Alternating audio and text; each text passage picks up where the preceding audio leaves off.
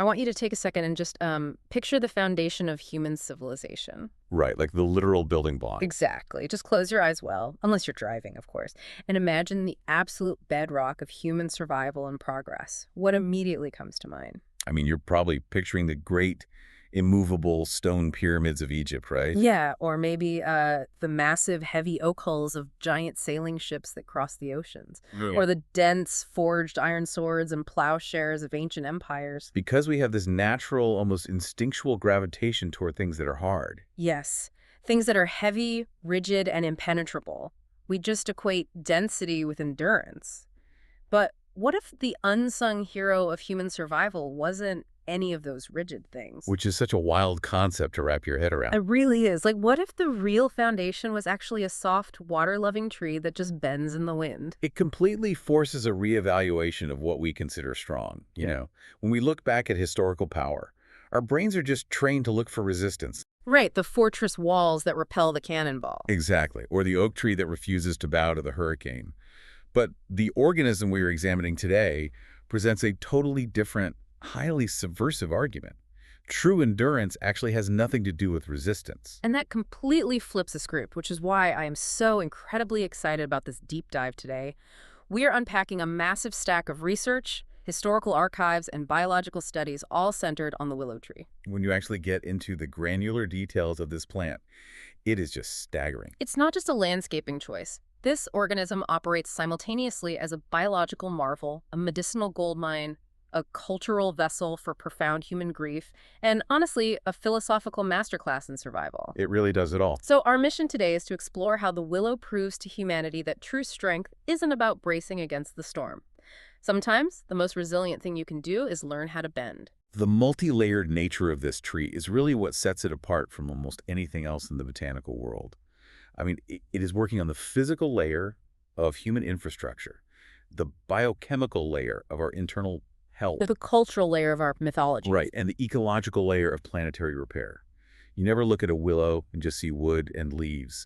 You're looking at a mirror for the human experience. I want to ground this for you listening because the premise that a simple tree hanging out by a local pond could be considered modern civilization's medicine cabinet and a piece of prehistoric infrastructure and a psychological archetype all at once, it sounds like folklore. It sounds totally made up. Right.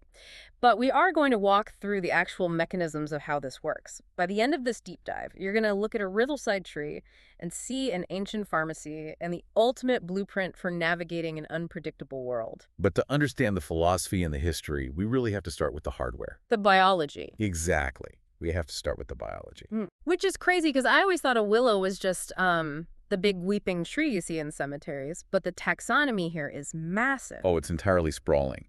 The willow belongs to the genus Salix, which sits within the broader family Salicaceae. And we are not talking about a handful of variants. Yeah, the note said there are over 350 recognized distinct species of willow globally. Over 350. That's a huge family tree. And they don't all look like the classic weeping willow, right? Yeah. Because the research mentions species that I wouldn't even recognize as trees. Far from it. I mean, you do have the weeping willow, Salix babylonica, with those dramatic sweeping branches, but you also have the towering white willow and black willow, which can just look like standard upright hardwood trees to the untrained eye. Okay, sure. You have the fuzzy pussy willow that signals the start of spring in North America. And then at the extreme edges of the environment, you have creeping Arctic shrubs. Wait, Arctic shrubs are willows? Yes, they are technically willows, belonging to the exact same genus, but they grow laterally along the freezing tundra and are literally only a few centimeters tall. That is wild. Yet, whether it is a 50-foot giant in a temperate floodplain or a 2-inch shrub in the Arctic Circle, they share a highly specific ecological identity. They are all what we call pioneer species. I want to pause on that term for a second because pioneer species sounds very romantic. It conjures up images of covered wagons and brave explorers. But in botany, it implies something much more volatile, doesn't it? Oh, it implies absolute chaos. In botanical terms, a pioneer species is the first organism to colonize a disrupted, damaged, or completely sterile ecosystem.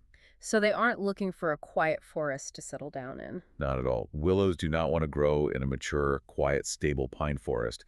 They thrive in environments of physical trauma. What kind of trauma are we talking about? We are talking about floodplains, where a river has just violently burst its banks and scoured away all the topsoil, or post-fire landscapes where an inferno has reduced everything to ash, or the raw, collapsing edges of lakes, where the soil is just too unstable for other plants to take hold. So if I'm understanding the biological strategy here, they are actively seeking out the disaster zones. They require the disaster zone. I mean, if you look at an oak tree, its biological strategy requires centuries of relative stability. It takes decades just to mature enough to produce acorns. Right, it plays the long game. Exactly. It builds dense, heavy wood to claim its space and stay there forever. The willow strategy is the exact opposite. It exploits instability. Because everything else just got wiped out. Yeah, it's moving into environments where there is very little competition because of a flood or a fire, so it can grow incredibly fast. Certain species of willow can shoot up 6 to 10 feet in a single year under ideal conditions. 10 feet of growth in 12 months is explosive. But there's a biological cost to that speed, right? The lifespan data in the research completely surprised me. They grow huge, but they die young. Yeah, the biological trade-off for that velocity is longevity. We're looking at an average lifespan of 30 to 80 years for most willows. Which is nothing for a tree. Right. I mean, there are always outliers, and certain ancient managed specimens live longer, but generally speaking, they are ephemeral compared to a redwood or a cedar. But their physical architecture is perfectly engineered for this hit-and-run lifestyle. Take their root systems, for example. The roots are fascinating. They aren't just anchoring the tree, they are aggressively hunting. They're some of the most aggressive water-seeking roots in the plant kingdom. Instead of driving one massive taproot straight down into the bedrock, willow roots spread out horizontally, wide and shallow. Like a net. Exactly like a net. They can extend outward 2 to 3 times the width of the tree's canopy. And as this dense, fibrous mat of roots spreads through the wet mud, it physically engineers the ecosystem. It actually changes the landscape. It does. It binds the loose, collapsing riverbank sediment together. It traps new soil flowing down the river. It slows the water velocity, which creates sheltered, calm habitats for insects, spawning fish, and nesting birds. So it shows up at the site of a disaster, throws a massive fibrous net over the collapsing earth, and stabilizes it. That is incredible. It's a complete ecosystem engineer. But the piece of the biology that honestly feels like science fiction to me is how they reproduce. Because yes, they produce those fluffy seeds that blow around in the wind, but the real survival mechanism is vegetative propagation. This is the defining superpower of the genus Salix. Vegetative propagation means that the tree can clone itself from its own fragmented tissue. Wait, clone itself? Yeah. If a severe storm rolls through a valley or a massive flood surges down a river, it's going to snap branches off the willow. It might even tear the entire tree in half. Which would kill almost any other tree. For almost any other tree, that is catastrophic damage. But if a broken, shattered branch of a willow falls into wet soil or floats miles downriver and gets lodged in a muddy bank, the cellular structure of that wood immediately shifts. I have to know how this actually works on a cellular level, because if I chop off a branch of, like, an apple tree and throw it in the mud, it just rots. What is the willow doing differently? It comes down to a really high concentration of rooting hormones, primarily auxins, and naturally occurring salicylic acid within the willow's tissues. Salicylic acid. Okay, we're definitely going to come back to that later. Oh, we absolutely will. Yeah. But basically, when the branch is severed, the cambium layer, which is the actively growing tissue just under the bark, senses the moisture and the darkness of the mud. It knows it's buried. Yes. And instead of trying to grow more leaves, the auxins trigger the undifferentiated cells in the stem to rapidly transform into root cells. They push out through the bark, anchor into the mud, and begin drawing up nutrients. So that broken branch becomes a genetically identical independent tree. Exactly. If you are listening to this, think about the biological parallel here. It's exactly like a starfish. If a starfish loses a limb to a predator, that severed arm, under the right conditions, can regenerate into an entirely new starfish. That's a perfect analogy. The willow is performing that exact same magic trick, but on a massive botanical scale. You chop off a piece, it doesn't die. It just uses the violence of the amputation to travel downriver and spawn a clone. And when you zoom out and look at the ecosystem level, you understand why this evolution occurred. The willow's biology is inseparable from chaos. Because it needs the chaos to spread. Right. When the flood rips through the valley, it uproots the pines, it drowns the maples, the willow gets shattered, yes. But its broken pieces just ride the floodwaters, settle in the fresh silt deposited by the storm, and instantly start growing. It has literally weaponized physical damage into a mechanism for expansion. That's exactly what it's done. Okay, I have to push back here for a second because this sounds like an unstoppable organism. If it grows 10 feet a year, has roots that ruthlessly conquer riverbanks, and clones itself every single time a storm breaks a twig, why isn't the entire planet just completely suffocated by willows? What is the catch? Well, the catch is extreme, inherent vulnerability. You cannot have hyperfast growth without sacrificing density. Ah, so the wood is weak. Extremely. Willow wood is incredibly lightweight, soft, and porous compared to hardwoods. Because the tree is pouring all of its metabolic energy into vertical speed and flexibility, it invests very little into chemical defenses against decay. Oh, interesting. So it gets sick easily. Very easily. Hardwoods produce compounds called tyloses that block vessels and stop rot from spreading. Willows don't do that effectively. Therefore, they are highly susceptible to fungal infections, blights, heart rot, and boring insects. So they are fast, but they are fragile. Highly fragile. And more importantly, they have virtually zero drought tolerance. Because of the shallow roots. Exactly. Because they lack a deep taproot and because their leaves transpire massive amounts of water, if the surface water dries up, the willow dies remarkably quickly. It cannot hunker down and survive a 3-year drought the way a scrub oak or a desert mesquite can. So it's a hyper-specialist. It is the undisputed master of the wet, chaotic, traumatized edge of a river. But it cannot survive in the dry, stable, boring middle of a continent. That is the perfect way to summarize it. And this biological affinity for broken, shifting, flooded landscapes perfectly sets the stage for the willow's evolutionary journey. Right, because to really understand how this tree became the foundation of our civilization, we have to travel back to a time before humans existed. Back when the entire Earth was a broken, shifting landscape. Let's rewind the clock. The research takes us back roughly 44 million years ago to the Eocene epoch. Paint a picture of what the world looked like when the willow was coming into its own. So during the Eocene, the Earth's climate was undergoing a massive foundational shift. It was transitioning out of a very warm greenhouse state and starting a long, gradual, brutal cooling period that would eventually lead to the ice ages. So everything's getting colder. Much colder. Massive ice sheets and glaciers began to form and advance across the continents. And as we move through this evolutionary history, the willow does something extraordinary. It tracks the ice. I read the phrase chasing the glaciers in the notes, and it struck me as such a visceral image. How does a tree chase a glacier? Think about the physical mechanics of a glacier retreating. As a mile-thick sheet of ice grinds backward, it doesn't leave behind a nice, fertile meadow. No, it destroys everything. Right. It leaves behind an absolutely devastated landscape. It has scraped away all the topsoil down to the bedrock.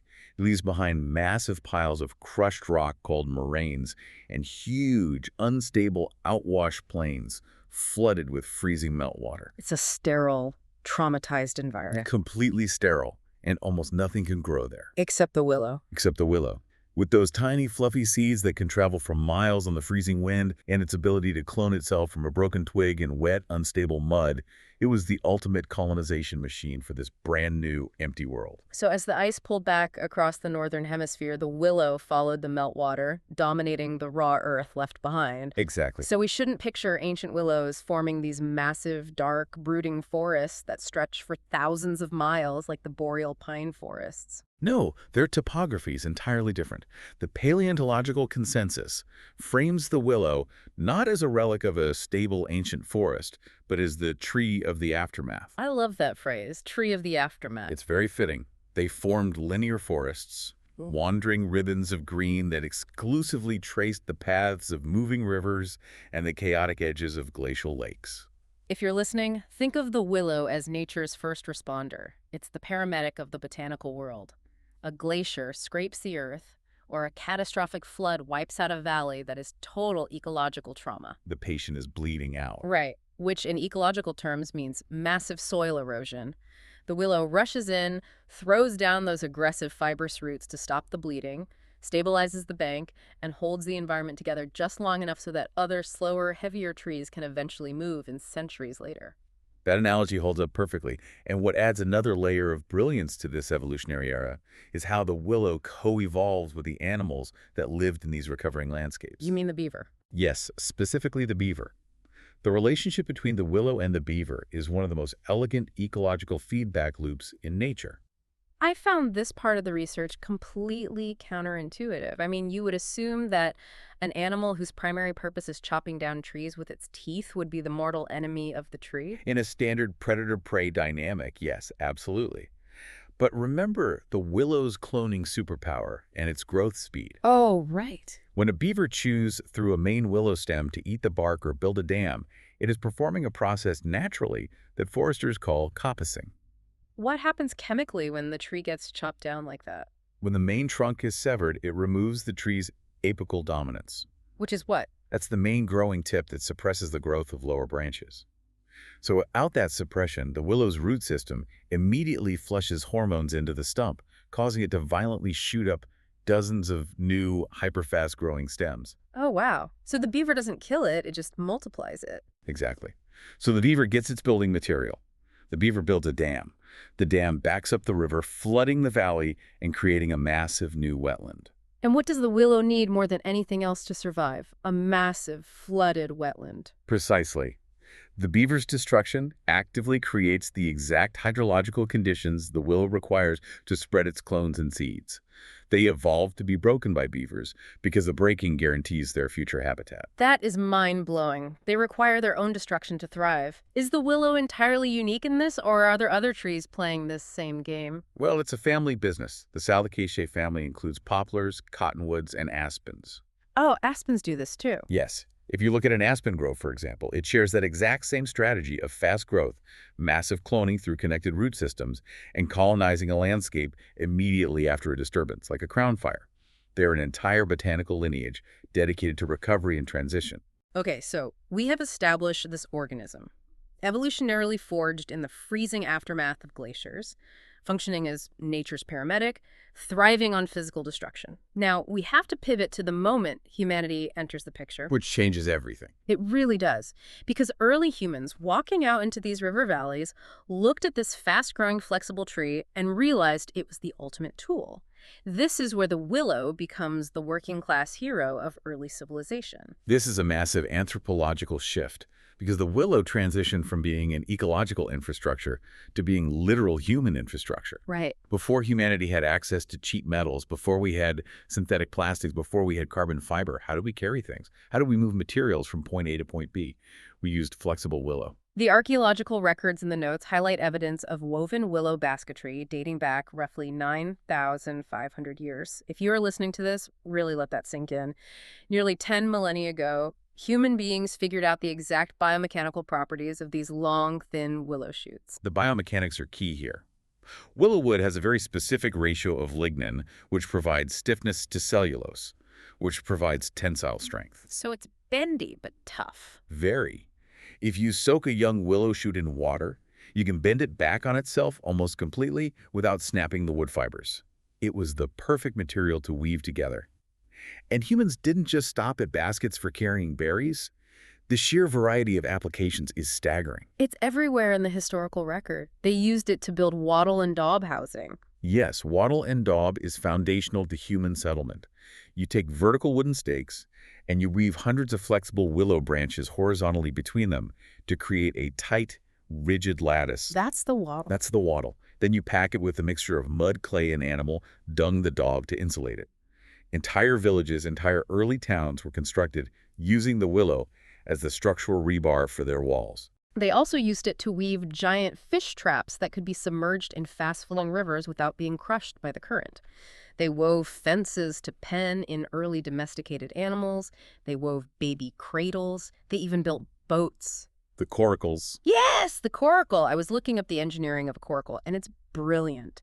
It's a lightweight, bowl-shaped boat made from a woven willow frame that they would cover with stretched animal hides and waterproof with tar or resin. You could paddle it down a freezing river and then pick it up and carry it on your back. And this incredible mundane utility highlights a very distinct class division in how human civilizations have historically valued trees. What do you mean by class division? Well, you have the aristocratic trees. The oak, the towering cedar of Lebanon, the dense mahogany. These were the materials of kings, navies, and empires. Right, the monumental stuff. Exactly. They were harvested to build monumental temples, grand palaces, and heavily armed war fleets. They represented dominion. But the willow wasn't building palaces. No. The willow was the tree of the working people. It was the tree of the agrarian farmer, the local fisher, the basket weaver. Nobody was writing epic, triumphant poetry about the willow basket that held the turnips. True. But without that basket, the empire starves. The willow didn't build empires, it built the everyday survival of the people inside the empire. It's the duct tape and zip ties of the ancient world.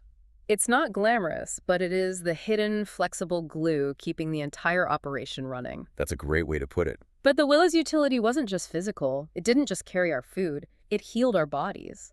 The pharmacological history of this tree is arguably one of the most important medical discoveries in human history. It genuinely is. The willow literally became civilization's medicine cabinet, and this application stretches back thousands of years.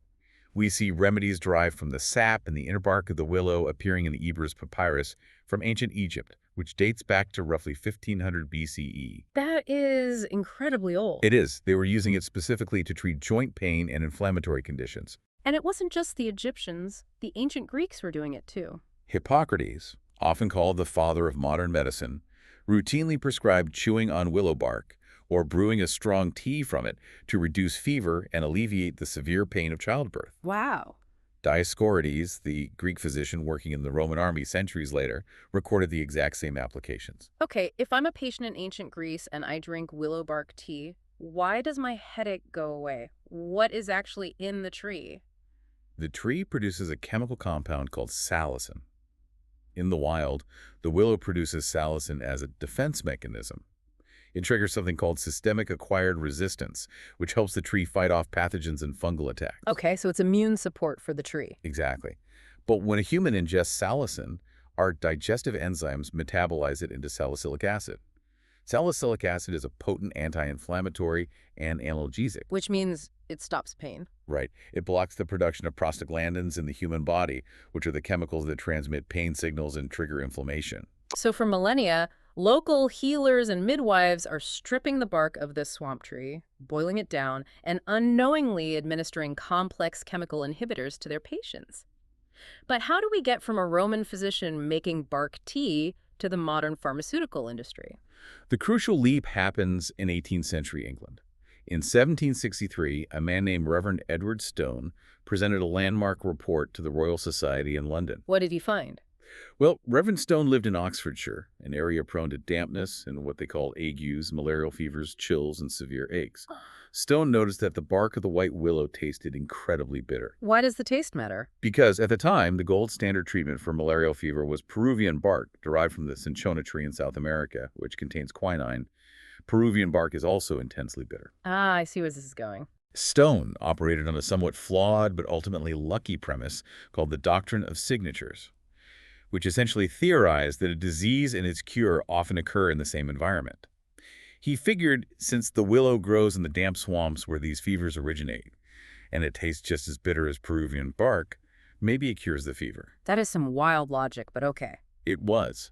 So he systematically dried the bark, pulverized it into a powder, and administered it to 50 patients suffering from severe agues. A proper early clinical trial, and it worked. It worked miraculously. He documented the drastic reduction in fevers and published his findings. This sparked the interest of 19th century European chemists who spent decades isolating the active salicin and trying to refine it. Was there a problem with the raw stuff? Yes, a big one. The problem was that raw salicylic acid is incredibly harsh on the human stomach. It can cause severe gastric bleeding. Which is where Bayer comes in. Exactly. In the late 1890s, chemists at a German pharmaceutical company named Bayer figured out a way to buffer the compound by adding an acetyl group, creating acetylsalicylic acid. Okay, acetylsalicylic acid. Yes. It retained all the pain-relieving, fever-reducing magic of the willow bark, but it was gentle enough on the stomach for daily use.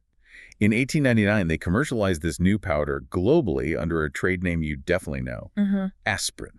Aspirin, one of the most ubiquitous, widely consumed foundational medications in human history, a drug that prevents heart attacks and cures the world's headaches, is quite literally the chemical defense mechanism of a fast-growing river tree. That is a stunning legacy. It's one of our greatest botanical triumphs. But while reading through the historical archives you provided, I hit a section that honestly felt like a glitch in the matrix. We are talking about this gentle, flexible, basket-weaving, headache-curing tree. And then the records detail a highly specialized military application. Ah, the gunpowder connection. It is one of the greatest paradoxes of this plant. You have to explain the chemistry of this to me, because the sources state that white willow charcoal was considered the absolute gold standard for manufacturing fast-burning black powder for military firearms. How does the tree of healing and baby cradles fuel the age of artillery? To understand the contradiction, you have to look at the microscopic cellular structure of the wood we discussed earlier. Remember why the willow grows so fast. Because it sacrifices density. The wood is soft and lightweight. Exactly. When you take dense oak wood and burn it without oxygen to create charcoal, you get a very dense, heavy lump of carbon. It burns hot, but it burns slowly great for a blacksmith's forge. Right. But when you take soft, fast-growing willow wood and turn it into charcoal, the resulting carbon structure is incredibly porous. The cell walls are razor thin. Okay, so it's airy. And the manufacture of black powder, which is a mixture of saltpeter, sulfur, and charcoal. The charcoal is the fuel. For a gun to fire effectively, you need a fuel source that ignites and oxidizes almost instantaneously, creating a massive, explosive expansion of gases inside the barrel. And the willow does that. Better than almost anything else. Because willow charcoal is essentially a sponge made of carbon, the fire can consume the entire surface area of the cellular structure in a fraction of a second. So the exact same biological softness that allowed a farmer to weave a flexible basket made it the perfect explosive accelerant for a musket ball. That is dark but fascinating. The ultimate tool of survival is simultaneously the ultimate tool of destruction, simply depending on how you process its cells. It all comes down to application. But I think this paradox actually provides the perfect bridge into our next layer of analysis, because humans didn't just extract chemicals or burn the wood for survival. We are a deeply psychological species. We needed a vessel for our emotions just as much as we needed a vessel for our grain. And when human beings looked at the shape of the willow, we projected our deepest, most profound psychological states onto its branches. This transition from the material utility of the tree to the cultural and mythological symbolism is remarkable, primarily because of the cross-cultural consensus. It happened everywhere. Almost everywhere the willow grows on Earth, completely distinct civilizations looked at it and derived a very specific, melancholic, yet beautiful, emotional resonance. Let's track this across the globe, starting in China. The research shows that in classical Chinese culture, the willow is heavily associated with parting, feminine grace, and the arrival of spring. And a lot of this hinges on a linguistic coincidence. A beautiful piece of wordplay, yes. The Chinese word for willow is linne. Phonetically, this sounds almost identical to the word meaning to stay or to keep. Oh, that's beautiful. Because of this homophone, a profound tradition developed during the Han and Tang dynasties. The family would pluck a flexible branch from a willow tree and present it to them at the city gates. If you are listening, imagine the emotional weight of that gesture. You are standing at the edge of the known world, saying goodbye to someone you love, and you hand them this pliant, living branch. You don't have to say a word. The branch itself says, "Remember me. Please stay, if only in your memory. Do not let the distance snap our connection." The tree literally becomes the physical embodiment of emotional attachment and longing. But if we cross the sea to Japan, the cultural imagery shifts slightly. It moves from parting affection to something much more ethereal. Right. In Japanese folklore and ukiyo-e woodblock prints, the willow carries an elegant, melancholic, almost supernatural atmosphere. You constantly see it paired with twilight, heavy rain, and wandering spirits. In Japanese tradition, the drooping, swaying form of the willow in the evening wind easily translates into a spectral presence. The tree's physical flexibility, the way it silently yields to the breeze without resisting, mirrors the liminal space between the living and the dead. So it's associated with ghosts. Very heavily. Ghosts, or yurei, are often depicted appearing beneath the weeping branches of a willow. It is a tree that belongs to the shadows and the rain. And speaking of liminal spaces, if you jump over to the ancient Celtic traditions in Europe, the willow is deeply tied to the moon, to intuition, to feminine cycles, and to poetry. The Celtic Druids were incredibly observant of natural boundaries. To them, the most potent magic occurred in the transitional spaces, the shoreline, where water meets earth. And the willow is always right on that edge. Because the willow almost exclusively roots itself right on the muddy boundary between the river and the bank, it was viewed as the ultimate tree of transition. Paired with its affinity for water, which is inextricably linked to the moon's tidal pull, the willow became the sacred wood of seers, bards, and those who navigated the unseen emotional realms. It is a highly receptive tree, not a dominating one. And the symbolism extends deeply into religious ritual as well. In Judaism, the willow branch is called the erevot. It is one of the 4 species, along with the citron, the palm, and the myrtle, that are gathered and bound together during the autumn harvest holiday of Sukkot. But the theological meaning assigned to the willow in this ritual is incredibly moving. The rabbinic tradition uses the 4 species as a metaphor for the different types of people within a community.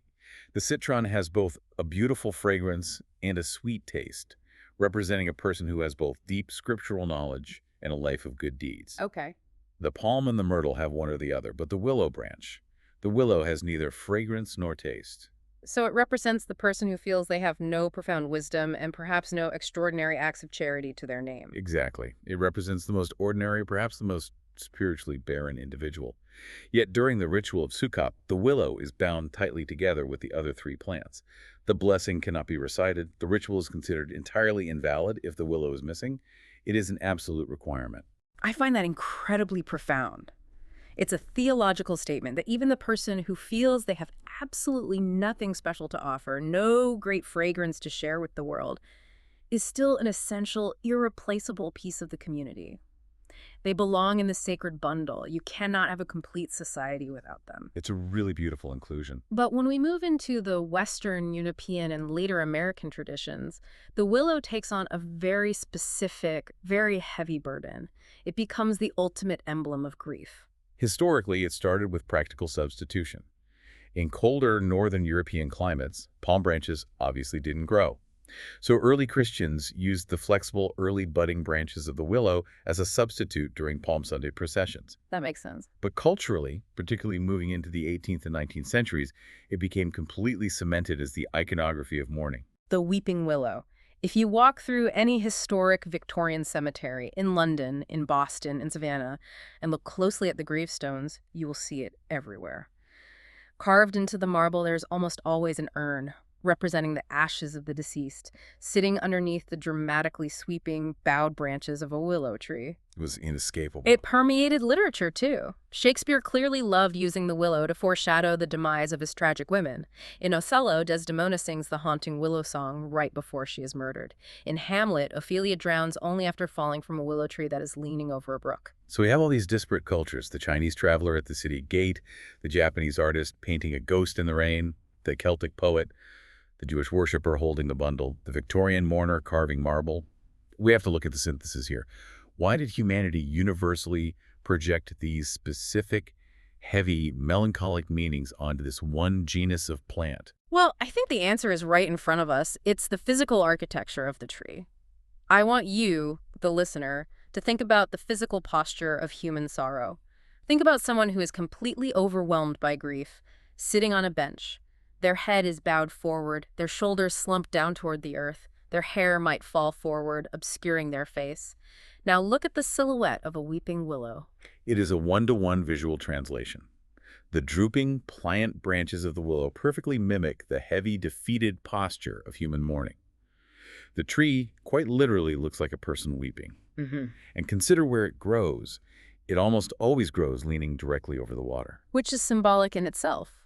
Throughout human history and almost every mythological tradition, water is the universal symbol for the passage of time, the flow's memory, and the depths of the unconscious mind.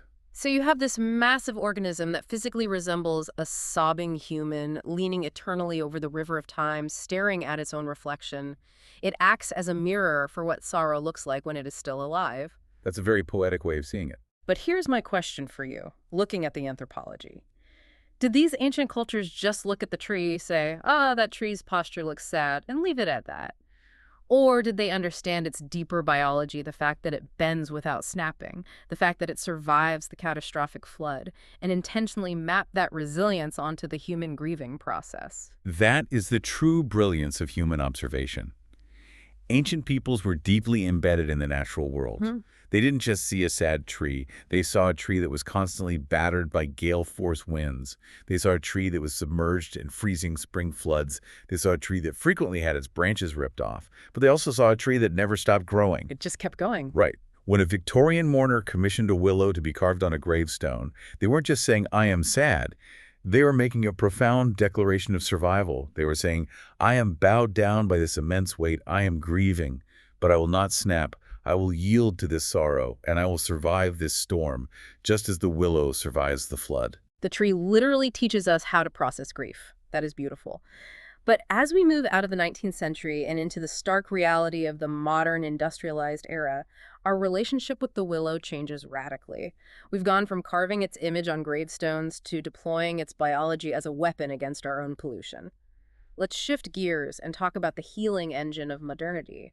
The modern era has essentially stripped away the romantic poetry of the willow and rediscovered its hardcore practical utility, but on a massive industrial scale. How so? Well, we are currently exploiting the tree's hyper-fast growth rate for biomass energy.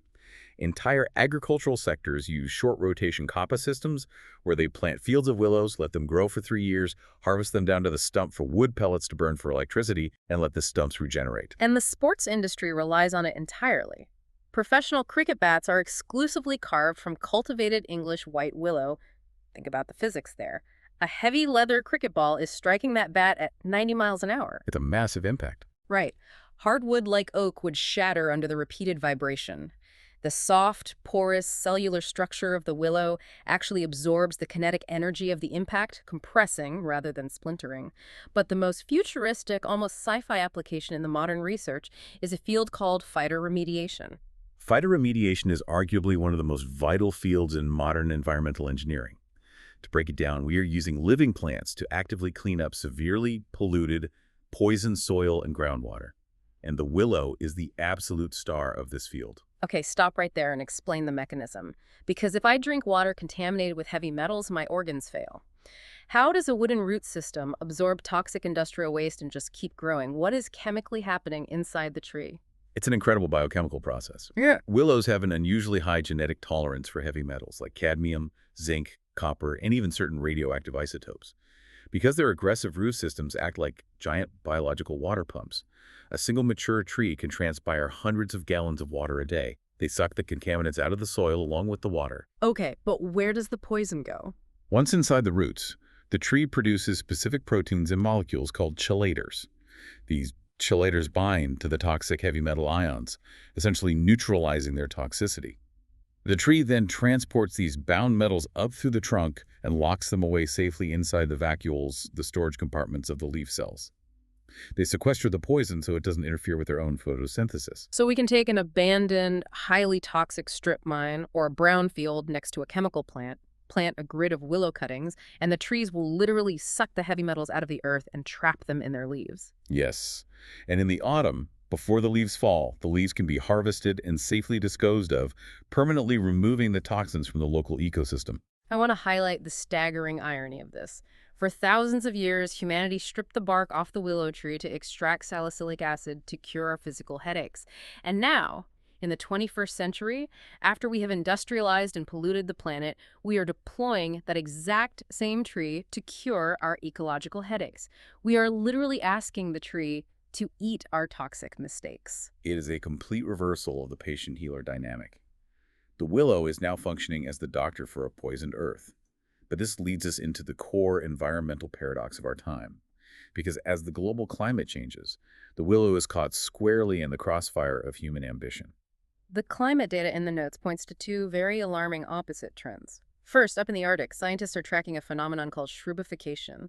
Because the tundra is warming at an accelerated rate, those tiny 2-inch dwarf willows we talked about are growing larger and aggressively expanding northward into areas that used to be covered in ice and white snow. And that creates a dangerous feedback loop. The dark green leaves of the expanding willows absorb far more solar radiation than the reflective white snow. This alters the albedo of the Arctic, increasing local temperatures, which melts more permafrost, which releases trapped methane, which accelerates global warming. The willow is simply exploiting the new warmth, but it is inadvertently accelerating the climate shift. While down here in the temperate zones, the opposite threat is playing out. Because willows have zero drought tolerance and rely entirely on high groundwater and dynamic flooding rivers to spread their clones, they are incredibly vulnerable to human water management. And this is the great modern paradox. On one hand, government agencies are spending millions of dollars to plant willow saplings along rivers for ecological restoration to stop erosion and filter agricultural runoff. We plant them because we desperately need their structural services. But simultaneously, on a massive global scale, humanity is actively paving over natural floodplains, draining the world's wetlands for real estate, and damming and straightening wild rivers, turning them into predictable concrete channels. It's completely maddening. The analogy that comes to mind is a terrible tenant who completely trashes an apartment, smashes the drywall, sets the carpet on fire, breaks the plumbing, and then they hire the original architect to come in and try to fix the foundation while the walls are literally still burning. We are begging the willow to stabilize our riverbanks while our engineering completely destroys the biological concept of a wild river. It's an irreconcilable conflict of interests. Modern urban infrastructure demands rivers that are docile, predictable, and never ever flood. But the willow's entire biological identity requires dynamic, shifting, violent flooding waters to propagate. You cannot support a healthy, regenerative willow ecosystem on a river that has been engineered to behave like a sterile plumbing pipe. So looking at the data, I have to challenge this whole optimistic narrative around phytoremediation and green infrastructure. Are we just using the willow as an ecological band-aid? Are we just throwing these fast-growing, heavy metal-eating trees at our polluted sites so we don't have to fundamentally change the way we build cities, the way we manage industrial agriculture, and the way we treat the water cycle? It forces a very uncomfortable mirror on modern society. The evidence suggests that in many cases, yes. We are using the willow's resilience to mask the symptoms of a broken system without addressing the underlying disease. We desperately want the willow's healing properties, its roots to hold our soil, its leaves to eat our lead, but we refuse to grant the willow the wild, unpredictable, chaotic environment it requires to truly thrive. We want all the benefits of the natural world with absolutely none of the inconvenience or chaos of nature. We want the benefits without the chaos. That is a profound statement. And that tension, our desire to control the uncontrollable, broadens this entire deep dive into our final segment. Because this isn't just a discussion about botany or environmental policy anymore. It's a philosophical discussion on how humanity views strength, control, and what it actually takes to survive in a hostile world. Let's dive into the philosophy of softness. To truly understand the philosophy of the willow, we have to contrast it with the archetype that human history has always worshipped. The foil to the willow is the oak. The mighty oak, the undisputed king of the forest. Exactly. Aesop wrote fables about it. The oak represents absolute rigidity. It represents dominance, immovability, and stubborn resistance. When the hurricane winds blow, the oak stands firm. Its deep taproot grips the bedrock. Its dense wood refuses to flex, and it says to the storm, "I will not yield." And human civilizations idolize this. We build our institutions, our monuments, our military doctrines, and our own personal self-image around the philosophy of the oak. We want to be impenetrable. We want to be unbreakable. But when you apply modern biomechanics to the philosophy of the oak, there is a fatal flaw in that strategy. If the wind blows hard enough, if the Category 5 hurricane hits, the oak tree snaps. Wow. And because it's so rigid, it resists the pressure right up until the exact microsecond. It shatters completely and violently. Wow. And once a mature oak snaps in half, it is largely done. It cannot easily regenerate from a shattered trunk. But the willow represents a completely divergent, highly successful paradigm of survival. The willow represents adaptation, emotional responsiveness, and yielding without surrendering. Right. When that same hurricane hits the willow doesn't try to fight the wind. It bends. It bends until its branches are pressed flat against the muddy earth. To an outside observer, it looks like it has been completely defeated. But the moment the wind stops, the tension is released, and the willow stands right back up. It's the martial arts of the forest. If you study judo or aikido, the very first lesson they drill into you is that you do not block a massive, heavier opponent's strike with brute force. If you try to rigidly block a stronger strike, your arm will break. Instead, you yield. You use the momentum of the environment, you redirect the kinetic energy of the attack, you let it pass through you, and you survive. The willow has been performing biological martial arts for 44 million years. It is a masterclass in redirection. The tree proves that bending is not weakness. It is a highly calculated, incredibly effective survival strategy. And this leads to one of the most fascinating philosophical concepts raised in the botanical notes regarding our perception of permanence versus impermanence. I'm glad you brought this up because this part of the reading really struck me. When you look at an ancient willow tree, say, a massive specimen that is 80 or 100 years old, It does not look pristine. It doesn't look like a proud, untouched monument. Not at all. Because they grow so fast and have such soft wood, ancient willows are often heavily battered. Their trunks twist and contort, their bark splits, and most significantly, the heartwood, the center of the tree, often rots completely away, leaving the tree entirely hollowed out. Fungi, insects, and small mammals live inside the hollow cavities of the trunk. By all human aesthetic standards of perfection or strength, the tree looks ruined. It looks like it should be dead. Yet it's not. Exactly.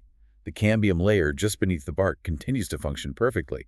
The sap still flows, the roots still pump water, and the canopy still shimmers with green leaves every spring. It completely redefines what endurance looks like. The hollow willow proves that permanence doesn't always look stable or clean or untouched. Sometimes true permanence looks deeply wounded. It looks asymmetrical and scarred. If we pull that biological reality back into the human sphere, the willow reveals something deeply uncomfortable about how we record our own history. Think about the history books. We glorify the oak. We write thousands of pages about the rigid kings, the expanding empires, the steel swords, the impenetrable stone fortresses. We glorify the hard, heavy things that inevitably collapsed under the weight of time and pressure. But the actual day-to-day continuation of the human species didn't rely on the kings or the stone fortresses. It relied on the willow. It relied on the adaptable caregivers, the local healers, boiling bark for fevers, the flexible woven baskets that carried the harvested grain, the maintenance workers who quietly rebuilt the village after the storm passed. Human survival relied on the people who knew how to bend, adapt, and keep going. On a psychological level, the willow is the ultimate archetype for resilience and the integration of trauma. It teaches us that you do not have to be emotionally numb, heavily armored, or impenetrable to survive a crisis. You can be permeable. You can feel the terror of the wind. You can be battered by the floodwaters. You can even lose pieces of yourself to the storm, and you can still root into the mud, draw water, and continue to grow. If you are listening to this right now, maybe you're commuting or walking the dog or just sitting at home, I want you to really reflect on your own life through this lens. Think about the moments where you have tried your hardest to be the immovable oak.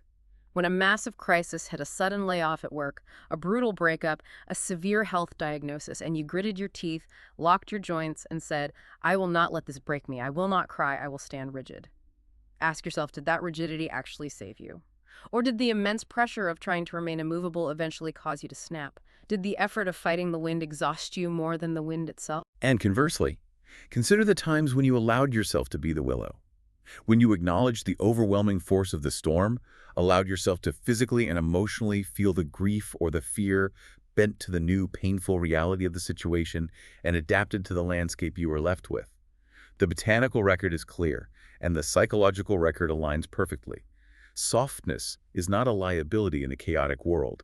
It is the very mechanism of endurance. The willow teaches us how to remain gentle in violent worlds, and there is no greater masterclass in survival than that. Okay, let's bring this all together. We've gone on an absolutely incredible journey today. We started 44 million years ago with a prehistoric pioneer, a tiny botanical first responder chasing the retreating glaciers across a raw, scraped, freezing earth. And we watched early humans harvest its flexible branches to weave the fishing traps and baskets that allowed early civilization to carry its weight.